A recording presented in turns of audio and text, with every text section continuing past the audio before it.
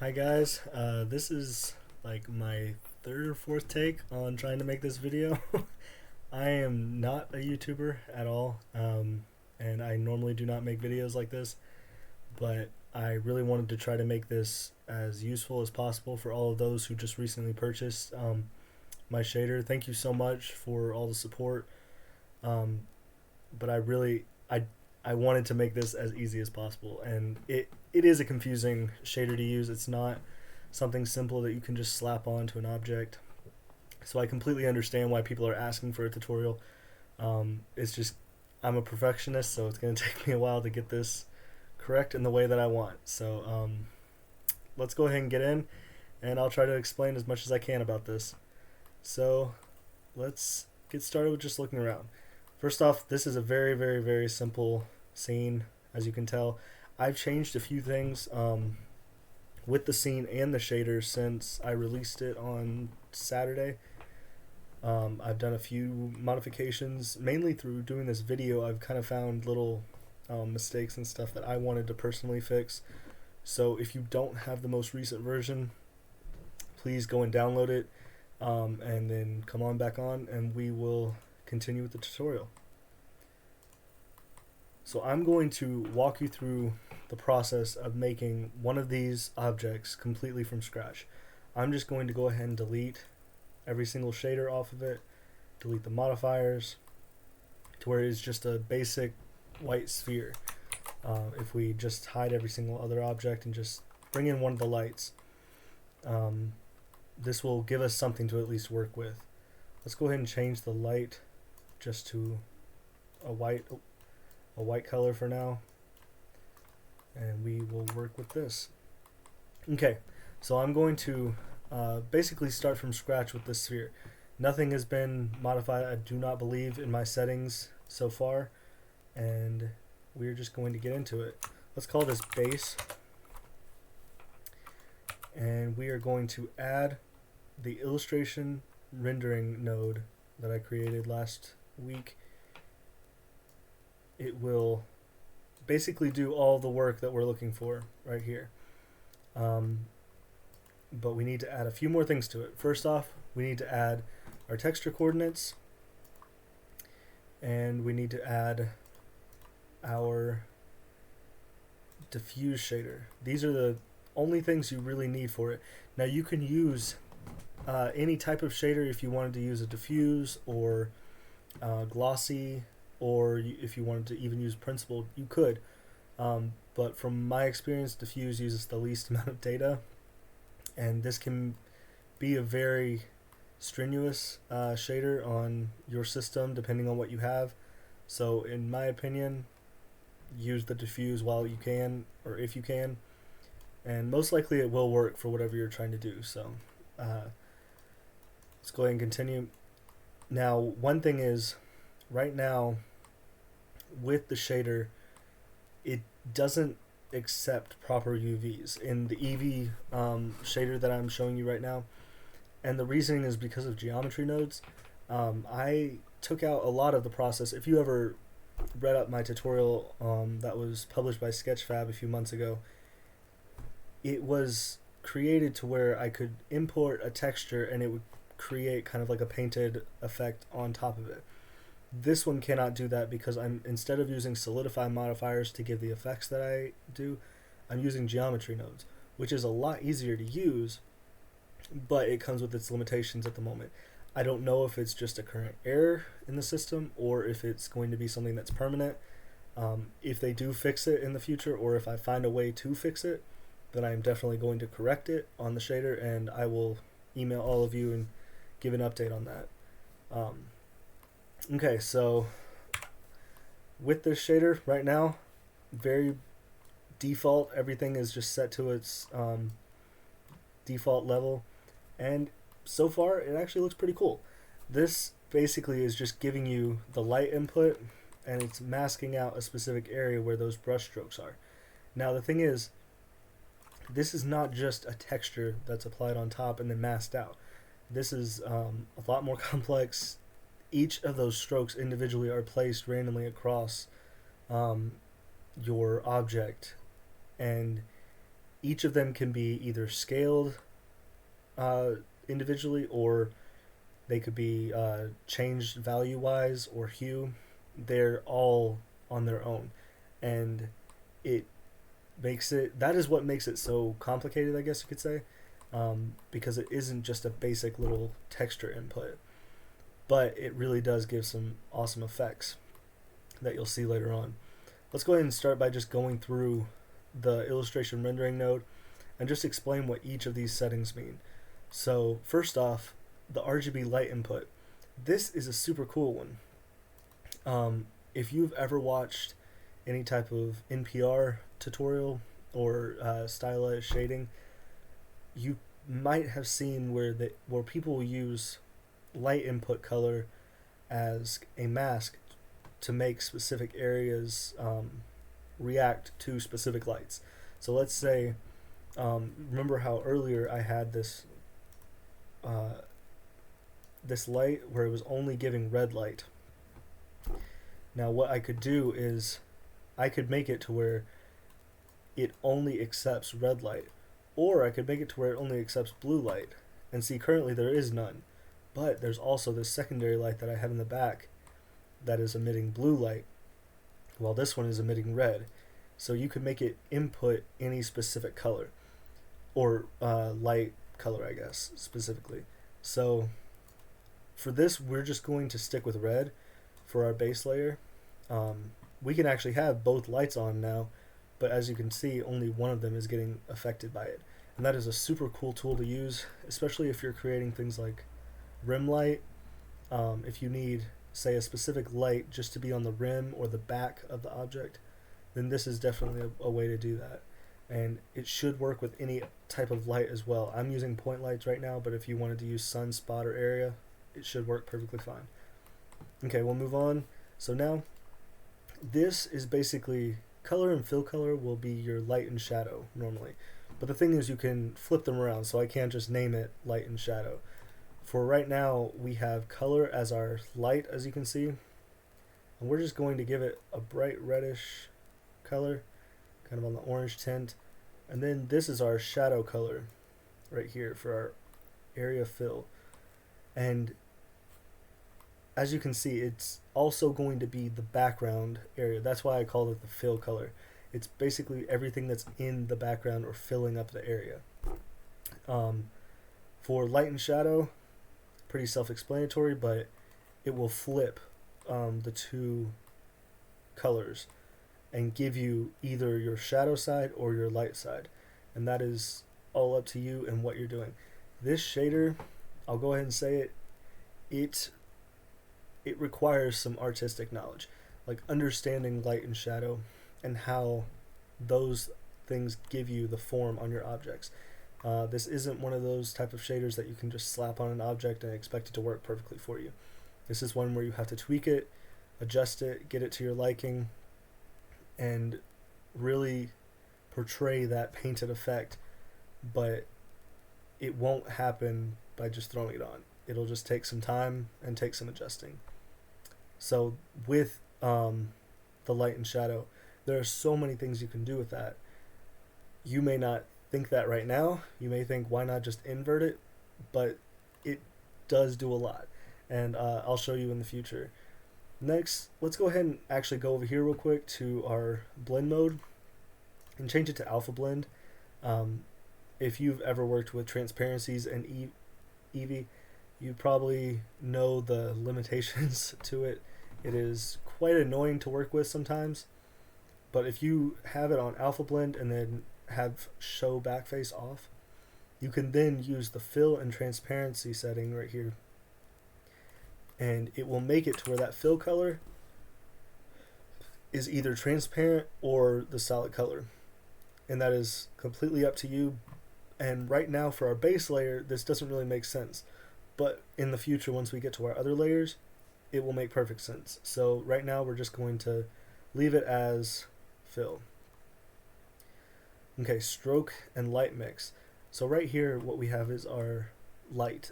All this is just the original mask that we had from the diffuse getting converted into the colors. Like it's going into a shader to RGB if you've ever used that before, and then that RGB is getting transferred into a mask that is separating the two colors. And we can mix however much of those two we want. So if, say, we don't want as dark of areas back here, that is one of the options that we can do. That'll kind of just clean up the inside a bit. But we're going to keep it on probably about 0.1 for now. Pretty low. Okay, soft and hard edge. Pretty self-explanatory again. But what it does is it will soften or harden this edge. If you look at it right here, you can tell it is harder. Now, one of the things is, like, there's multiple ways to give a soft and hard edge to this shader. This is just the first method that I'm showing you, but you can also go into like your actual light setting and change the radius, and you'll see it does the same exact thing pretty much. And that is all up to you, and it also depends on which objects you want this in. Because if you only want one object with a soft edge, but like a lot of objects with hard edges, then you're probably going to have to make your light radius pretty big, and then just harden up everything else in the shader itself. But that is all going to depend on your project or whatever you're working on. Contrast basically moves it up and down. I mean, it's pretty basic. If you've ever worked with a gradient and you see contrast, you'll see the center point basically move to both sides if you're ever raising or lowering the contrast. And that's what this does. If you have to fill the entire object ever, then a good way to do that is just bring contrast down to its 0. I think its default is like 0.3, which is a good in-between area, but if you ever have to adjust that, you definitely can. For object opacity, pretty self-explanatory. It just makes the entire object opaque. For stroke opacity, it will only do the strokes on top of it. So your first color input, it will just make those opaque. And now, stroke scale. This one, it will definitely affect the way that it looks and how realistic. Try to stay as low on this scale as possible with bigger strokes, because when it's very tiny strokes, it's harder to tell that it is kind of painted on. With the bigger ones, it kind of gives a better effect, in my opinion, but that is up to you and whatever you're doing. So I'm just going to put this at like about 30 for now.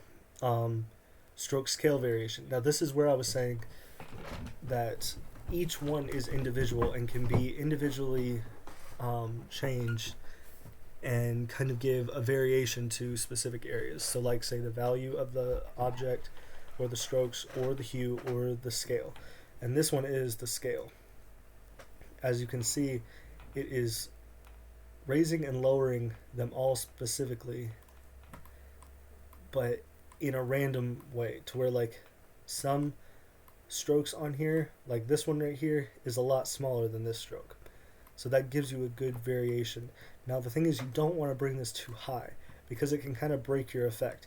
If we have all these areas in here, it kind of gives a blotchy effect that kind of breaks our whole light and shadow side, and it's not quite what we're normally looking for. So try to keep it on the low side, not all the way down, because if you have it all the way down, you'll get these hard edges that don't really look very good. But if you keep it kind of at about 0.4, I think this gives a good effect. Yes, there is still some blotchiness in it, but it's not enough to break the feel of where your light and shadow side is. For value variation, this one is super cool because it also affects our fill color. And what it does is it basically just adds a little bit of value variation to everything. But it also gives more of like a depth, because now you have strokes that are kind of underneath or over top other ones, which is super cool. Because if you look at it right here, everything is kind of just merged. But if you add that back in, it gives a depth to it. And this really makes a difference when you're working with the shader. If you are ever trying to make anything painterly, then you are going to want to add value and hue variation, because it's more realistic to actual painting. Because it's very rare that on an object that you're using, or if you're painting like a flower or something, you are going to have color variation. Not all of it is going to be the same yellow or the same red. Like they will have a bit of a variation depending on where it is. So that's definitely something you can use. You can also do the hue variation like I mentioned. Um, Again, don't overdo it, because if you do this way too much, then you can definitely blow everything out of proportion to where it doesn't make sense. Like, I don't understand really what this color is anymore or what it's supposed to be. But if you lower it down to where you get just a bit, then you still know, okay, well, this is like an orangish sphere. And that's really good, because we can have all these different variations in the hue and in the value, yet we're still understanding what our core color is. And that's great. So that is just the basic shader by itself with no crazy settings on it. But we're going to go ahead and show you what the geometry nodes do. This is where things can get pretty crazy, but I love it. First off, we notice that right when we turn it on, it basically breaks whatever we have. And that is because we're using UVs right now. This is really frustrating to me because I wanted to use UVs, but I can't at the moment. You can use generated if you want, but for objects like this with like a sphere, it's not the best because it gives a weird stretch effect on the side, as you can see right here. It's not quite what I'm looking for, and it might work for what you're doing, but for what I'm doing, this doesn't work. So I use windowed. Now, what window does is it makes everything face towards your camera or your viewport, whatever you're looking at. Because like if you zoom in, everything just looks like a flat plane. Everything moves along with you. And in the viewport, this may look weird, but in the final render, and if you have an animation or something, it can actually look very, very good. And it's because it kind of gives that flat effect that we're already looking for, if you think about it, because we are looking for a 2D illustrated effect, and it kind of gives that to us. It adds it on. So putting it on this is a very good idea. But keep in mind that it will use whatever the ratio is of your screen. So, sorry about the train. Whatever your ratio is, like if I'm right here right now in my camera view, it's 1920 by 1080, so that's a very common ratio to use. But you've got to keep in mind that everything is going to still be kind of squashed down, because if this is a perfect square, so if it was 1080 by 1080, then it would be perfectly fine. But since we have it as an odd ratio like this, we have to kind of tweak the texture to make it look better. So let's, if you go underneath UV check right here and just input that, there we go, to where all we see is just the UVs. Give it a second to compile. You can tell that things are a bit squashed down. Now I just added this texture in there just to show people your scale and stuff, and kind of help you tweak all of it together at the same time. And that just helps me personally. You may never use this, but to me it does come in handy at times like this. So what you're going to do is go over to your mapping node. We're not going to actually mess with the shader itself because we don't want to mess up anything on the inside, because our cameras may be different for different scenarios. We don't know. If we ever have to do a vertical camera instead of a horizontal, then it could definitely add a completely different type of feeling to it. So we want to just mess with the mapping node right here that's connected into our texture coordinates. And what you can do is just lower down your Y value to match up with the square. Now I think I did the math. I think it's 0.56 is like the proper square if you're trying to make this into a square. Now I don't know if that is exactly right. If I'm wrong, please correct me, but it's what I've used for this scene. And if you go back to the original shader, you can tell, okay, this looks a lot more filled out. It doesn't seem squashed at all. Because if we go up, you can tell, like, definitely squashed, but then more filled. So we will just work with that for now, and we're going to go ahead and move on. So if you look underneath the geometry node, you will see shadow thickness, light thickness, and stroke density. These are the three main settings that you're going to be working with whenever trying to do this. The first one is shadow thickness, and to us right now, all this does is it looks like it just makes the object a little bigger. But what it's actually doing is, if you go into wireframe, you'll see that it has created a separate object outside of your object. It's basically adding a displacement and then duplicating the object. But the thing is, this object or this sphere is going to accept a separate material than the one that we have on our original base one. So we're going to go ahead and add on a second material and call this shadow, and we're going to create or copy what we have from our base material over to our shadow. Now you can either duplicate this one and just rename it, or you can copy and paste the nodes in there. Either way, it doesn't really matter. Let everything compile. It can take a little while sometimes, but once we have everything, we can go into our shader view again, or render view, and start tweaking this material. So what we can do is, since this is our shadow layer that we're using, we can turn it on shadow mode, give it this darker material, sorry, 1 second, right here, and then make it transparent. If we go down and turn it on alpha blend, you'll see that we have a good transparency to the object. And this is really cool because if we tweak this color just a bit, make it a little darker maybe, something like that, and then if we look at it in our camera view, we can see that it kind of gives a broken edge effect, and that's what I was after.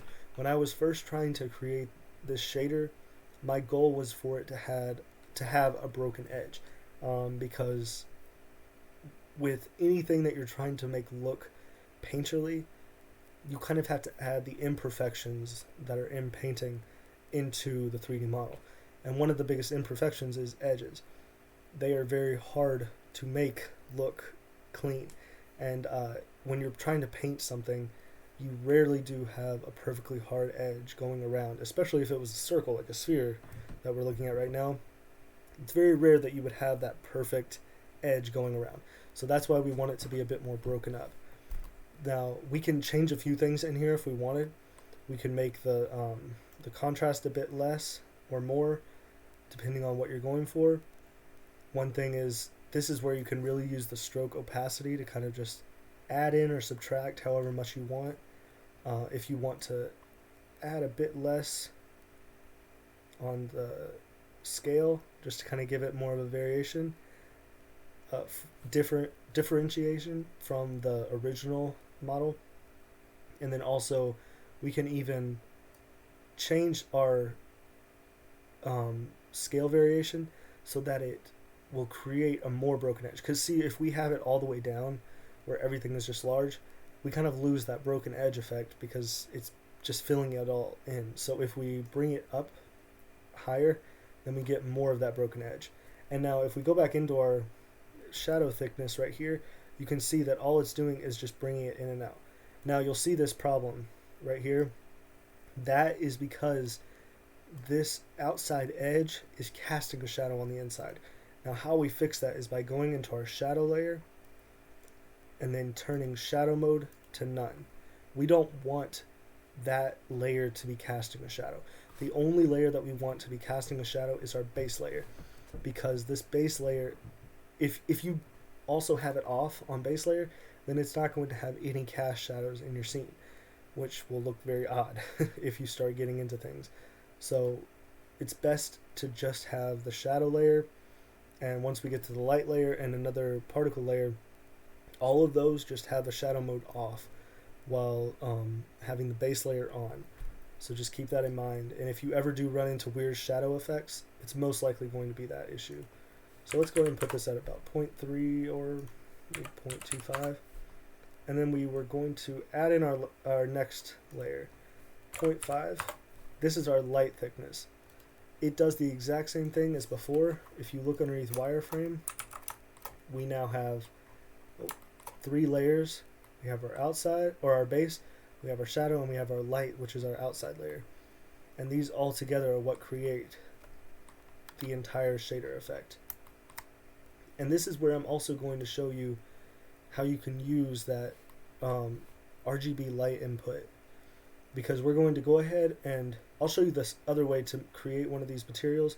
If you just add on one and then do shadow and copy it, this is maybe a lot easier to where you don't have to always duplicate the nodes and you don't always have to adjust the settings at the bottom, because as you can see, we're already on alpha blend and shadows on none, which is great.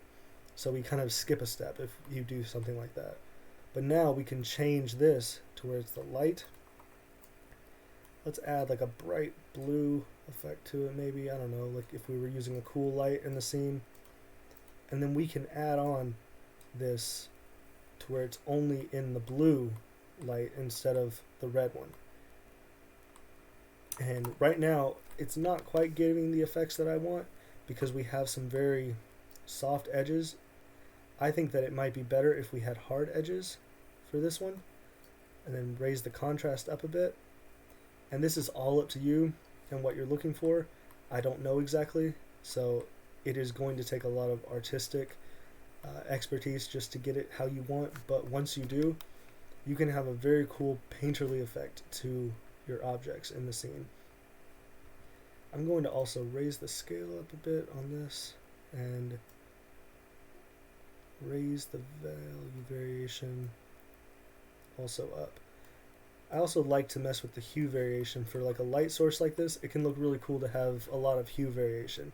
Now, not on all colors it's going to be a lot different. Like with the red color, you remember how it was turning yellow and pink, but with the blue it looks pretty cool because it kind of gives us this almost seafoam effect, and it really looks cool. I like it. So now we are going to add our last effect in, and this one is probably the one that is going to be the craziest and probably the most taxing on your system. This is something that I had experimented in a long time ago with particle nodes and with just the normal particle system, particle hair on Blender, but with the new geometry nodes, this is something that I was able to change and make it a lot more optimized. So with point distribution, which is something that we use in Blender for, say, spreading grass across a field, we can also use it to spread strokes across an object. And this is basically a completely separate way of doing this whole shader, but we're combining both of the methods into one, and it gives it a good variation. It gives it a good way that looks randomized, I guess you could say, because the more simple or the more ordinary that your object looks, like this sphere, the more fake it's going to look, the more it looks like a 3D model. It doesn't look like a painting. So with the more effects that you can add on, the better, because the more it will look like a painting. We're going to go ahead and create a new material and just call this particles.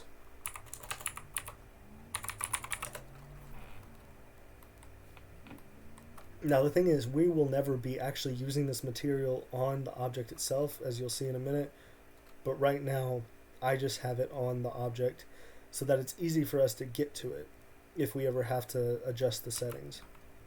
So let us go ahead and go into our group nodes again, and we're going to use particle stroke node. If you input that in, and then let's change our settings. Let's actually change them to the exact same that we have on our base shader. So if we just hover over and do Control C and then Control V, we can actually get the exact same colors that we have on our base over to this. Oh, I actually did it wrong. 1 second. My fault. That was the light input. Let's just make this red, actually, for what we're doing. Since this is going to just be basically adding on to the base layer, we're going to just use the red input. And let's go ahead and lower this down a bit to maybe about 0.5 and 0.5. So now, with this particle material, we are going to create a new plane. This is just a ordinary plane, nothing crazy about it, but we're going to add that particle material on there. And now we need to tweak some of the settings in here with the blend mode and the shadow. First off, shadow on none. Make sure that that is on. And then also with blend mode, we're not going to use alpha blend. For some reason with Eevee, this is one of the many issues that I've run into with transparency, is it will cause some artifacts and weird effects when you have alpha blend going over each other or intersecting with each other. I don't really know how to explain that other than the fact that it just doesn't work and it looks very bad. So what we're going to use is alpha hashed, and I don't really know what the difference is between all of these. Like it makes sense to me, but I don't really have the knowledge to explain it to you. But I am going to just use alpha hash because I know it works, and you can use that too. Now what this node group does, it's not just putting this one texture on there, it's actually making it random for every single plane that we create. So as you can see, each of these strokes is different, and they're also being changed depending on if they're in the light or not. So as you can see, this is darker, whereas this is lighter. And then we're also getting that hue variation in there as well. So this is a very, even though it may look simple, it is still pretty complex, and it does a lot. And it's awesome. Like, I really love it because it makes things like particle distribution or point density, it makes it a whole lot easier if you want to add variation to those specific things. If you're ever using this on just a texture, feel free to use this node, because you can use whatever texture. You don't have to use my strokes if you don't want to. This is something that can be used on a lot of different tools. So let's go ahead and just put this in here and just hide it for now. It'll just be below the ground plane once we add it back in. But what we want to do is go to our object, and then underneath the geometry nodes, right here with stroke object, we are going to select that plane. And what this will do is once you add density, you will see that it is adding these strokes all across the object, which is super cool, but it can get out of hand very fast, because if you add too much, then it'll almost make no sense compared to just adding the amount that you need. So make sure that you're being careful with it, don't overdo it, and just keep it at a down low. So these settings are pretty similar to like what we were working with the shader itself. Stroke offset though will basically displace it in and out depending on how much. Now each of these strokes is partially randomized by how far they are from the object. So if you say do offset to a point like this, some of them are inside and some of them are outside, and it'll give a kind of an odd effect to it. So you have to just find that good spot where it'll work perfectly.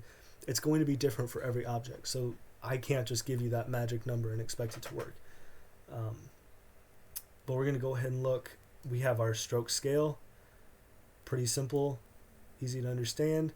But what's cool about the stroke scale is if you want just tiny little strokes just to break up that edge, then this is all you need.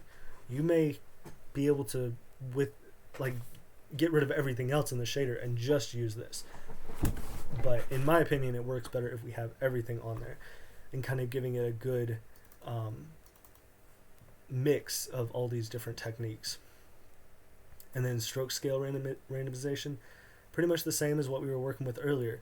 Don't overdo it, because as you can see, it will make a mess, but you can just tweak it to your liking.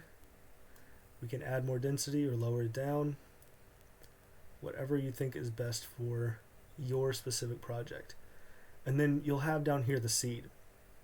Now this is just a random seed that goes across the whole thing, and what we can do is input our frame to where if you were doing an animation, each frame would be a different seed.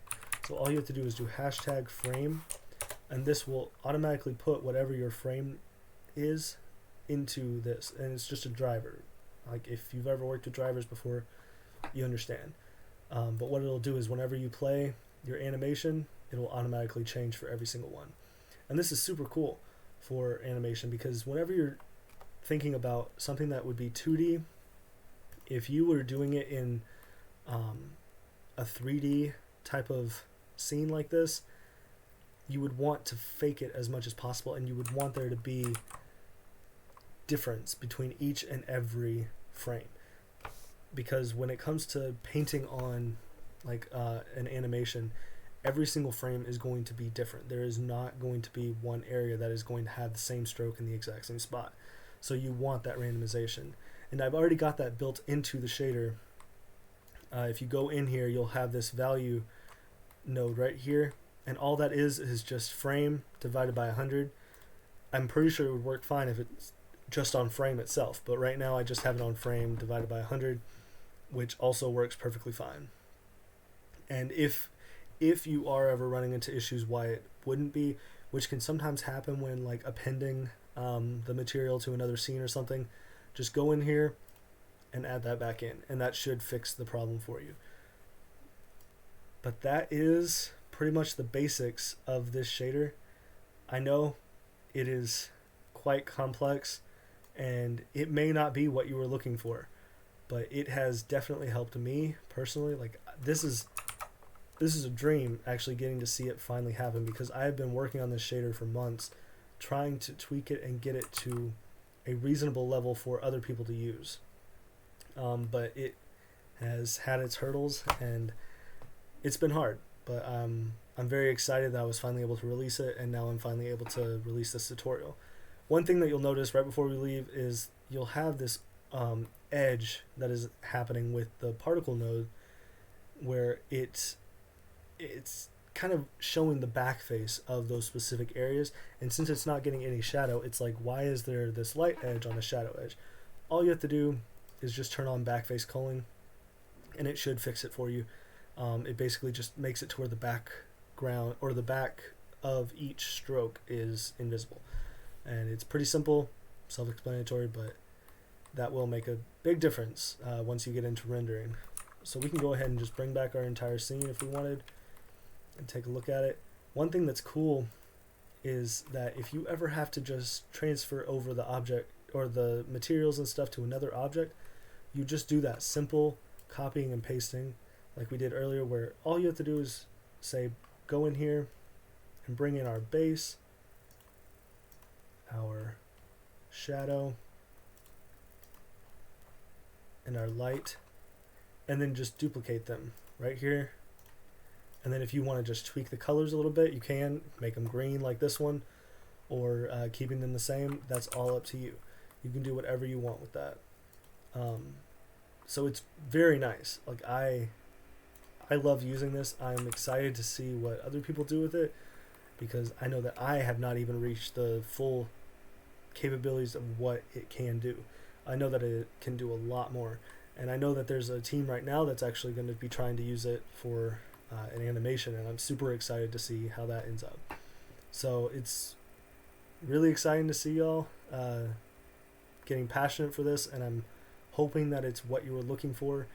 If it's not, please contact me if there's something that you think it might need that I could try to implement, or if you know of a better way of doing specific things that I'm doing, please tell me, because I would love to know, and I would love to make this right. So I will be updating the file like I said earlier, and I will be uploading this video in the next few hours.